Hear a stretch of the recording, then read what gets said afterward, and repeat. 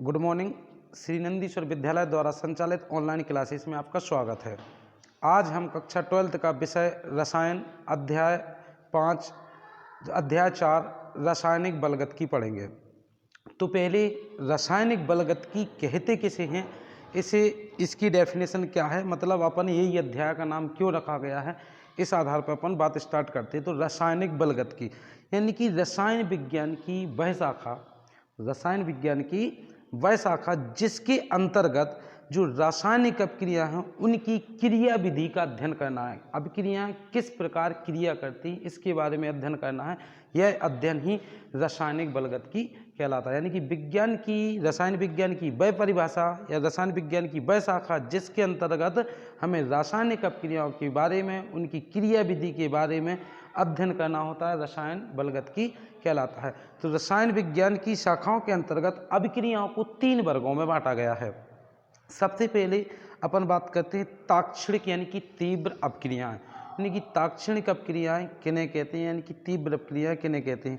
यानी कि वे अपक्रियाएं जो अति शीघ्र हो जाती हैं उन अपक्रियाओं को हम तीव्र अपक्रियाएं या ताक्षणिक अपक्रियाएं कहते हैं।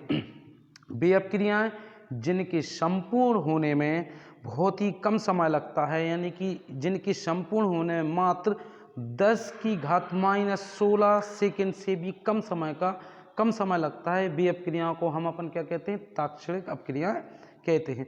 दूसरी होती हैं मंद अपक्रियाएं।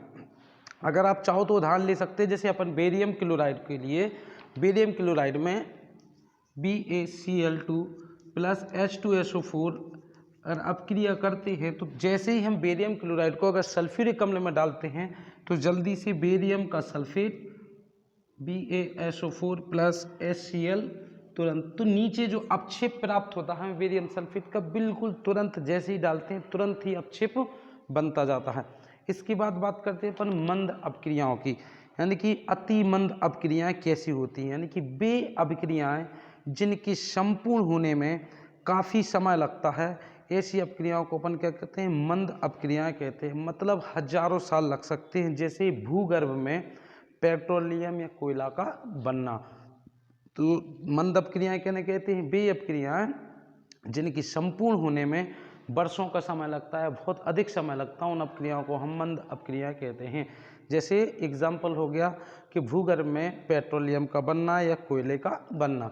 अब अपन बात करते हैं सामान्य अपक्रियाओं की। तो सामान्य अपक्रियाएं किन्हें कहते हैं, मतलब वे अपक्रियाएं जिनके संपूर्ण होने में ना तो ज़्यादा अधिक समय लगता है ना ही कम समय, ना ज़्यादा तीव्र गति से होती है ना ही मंद गति से होती हैं, उन अपक्रियाओं को अपन क्या कहते हैं, सामान्य अपक्रियाएं। जैसे हाइड्रोजन प्लस आयोडीन के मिश्रण से जो उत्क्रमणीय अपक्रिया सीधा बनेगा HI, ना इसके बनने में अधिक समय लगेगा ना ही कम समय लगेगा। तो ये अपक्रिया हो गई। तो अपक्रियाओं को रासायनिक बलगतकी के आधार पर 3 प्रकार से वर्गों में बांटा गया था, सामान्य अपक्रियाएं, मंद अपक्रियाएं और तीव्र अपक्रियाएं।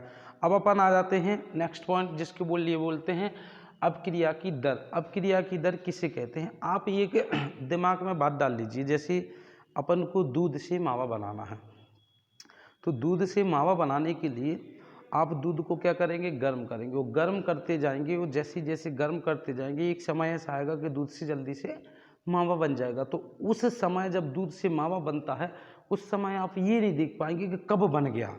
तो मतलब इकाई समय में परिवर्तन हो जाएगा। किसमें, दूध को मान लीजिए अभिकारक, और उत्पाद क्या कहलाया आपका, मावा। तो अभिकारक, तो अपन बोलते हैं कि जब किसी अभिक्रिया में एक अभिकारक या उत्पाद, किसी की भी बोल सकते हैं कि किसी अपक्रिया में अभिकारक और उत्पाद की जो सांद्रता में इकाई समय में होने वाले परिवर्तन को हम अपक्रिया की दर कहते हैं। यानी कि अपक्रिया की दर किसे कहते हैं, इकाई समय में अभिकारकों या उत्पादों की सांद्रता में होने वाले परिवर्तन को अपक्रिया की दर कहते हैं। जैसे जैसे समय बीतता जाता है अभिकारकों की सांद्रता में कमी और उत्पादों की सांद्रता में वृद्धि हो जाती है। इसलिए हम अभिकारकों की सांद्रता के आगे ऋणात्मक ऋण का चिन्ह लगाते हैं। अभिकारकों की जो उत्पादों की जो सांद्रता होती है ना, उत्पादों की सांद्रता के आगे अपन प्लस का चिन्ह लगाते हैं। इस प्रकार अपन बोल सकते हैं कि जो अपक्रिया की दर होती है, अभिकारकों की जो सांद्रता होती है वो धीरे धीरे घटती जाती है, उत्पादों की सांद्रता बढ़ती जाती है, वो एक समय होता है। इसलिए बोल दिया कि अभिक्रिया की दर बराबर अभिकारकों की सांद्रता में कमी और उत्पादों की सांद्रता में वृद्धि बटे समय अंतराल। इस प्रकार अपन किसी भी अभिक्रिया की औसत दर को निकाल सकते हैं। अब अपना क्वेश्चन आता है कि अभिक्रिया की दर को प्रभावित करने वाले कारक। तो अभिक्रिया की दर को प्रभावित करने वाले कारकों की बात करते हैं तो सबसे पहले अपन बात करते हैं अभिक्रिया की सांद्रता पर। तो अभिकारकों की सांद्रता क्या है?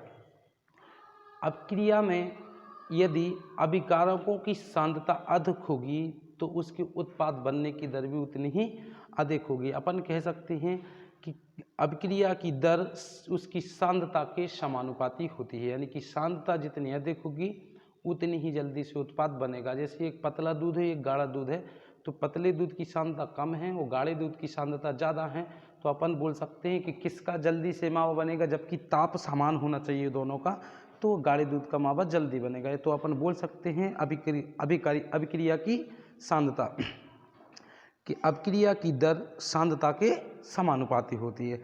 दूसरी बात करते हैं अभिक्रिया का ताप। हम जानते हैं कि ताप बढ़ाने से अभिक्रिया की दर में वृद्धि होती है, क्योंकि उनके अणुओं की गतिज ऊर्जा में वृद्धि होती है। तो ताप बढ़ाने से अभिक्रिया की दर में वृद्धि होती है। अब अपन बात करते हैं क्रिया कारकों की प्रकृति। तो क्रिया कारकों की प्रकृति के बारे में बात करते हैं तो देखिए, जब कोई क्रिया कारक अभिक्रिया में भाग ले रहा है कोई बंध, तो कुछ नए बंध बनते हैं, कुछ पुराने बंध टूटते हैं जब अभिक्रिया संपन्न होती है।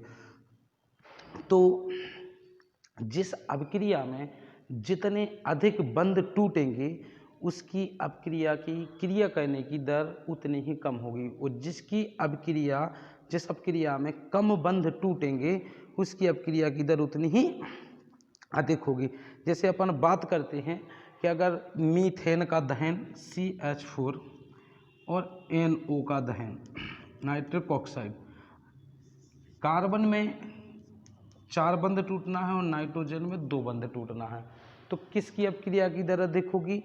अपन बोल सकते हैं कि नाइट्रिक ऑक्साइड यानी कि NO नाइट्रोजन मोनोऑक्साइड की जो दर होगी वो अधिक होगी। इसलिए अपन कह सकते हैं कि क्रिया कारकों की प्रकृति का भी अभिक्रिया के वेग पर बहुत अधिक प्रभाव पड़ता है।